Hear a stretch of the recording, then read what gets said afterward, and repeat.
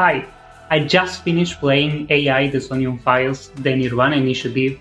Yes, we do love long titles around here, and I like it a lot. It's the latest game from Uchikoshi, the mind behind the Zero Escape trilogy games. This game is a direct sequel to the AI The Somnium Files, which I played about like 3 years ago, and I also quite liked.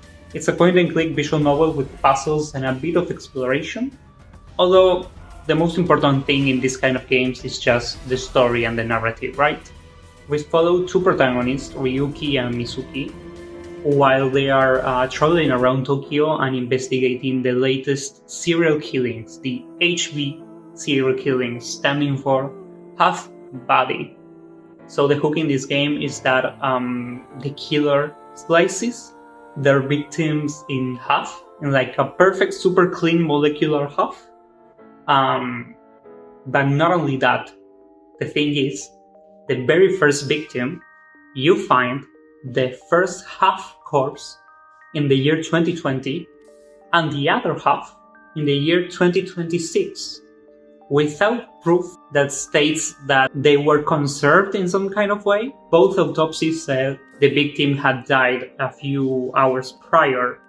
So what's the deal here? Are we dealing with time travel, multiple dimensions, a different universe? What's happening? So that was more than enough to hype me through the very first like half an hour or an hour, like the first hour of the game. And that really carried me through the whole game. Like the narrative was amazing, and seeing how the whole story just builds up to the grand finale was just incredible. I liked it a lot. The writer is known for this kind of like twists and turns, and this game is no exception.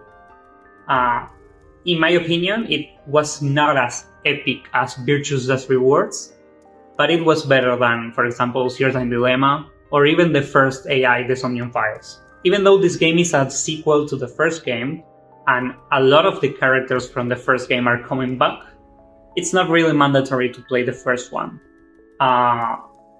This new plot revolves around the new cast of characters. To be honest, I find them very lovable and very relevant to the story. They're not just an eventful filler just for the sake of it. The only thing I didn't like character-wise is that they have a lot of too anime interactions, like horny jokes and random dance numbers. And I know that they are like inside jokes for the saga. The first game has a lot of them too, but I don't know. It was uncomfortable for me and I don't find them funny. Gameplay-wise, nirvanA Initiative adds a few mechanics to streamline the whole visual novel kind of game. So, you get a lot of reading and more reading. So they add a few quality of changes that make it more easy to flow with the whole story. Graphics are nice. They are a bit better than the first game, but not by much.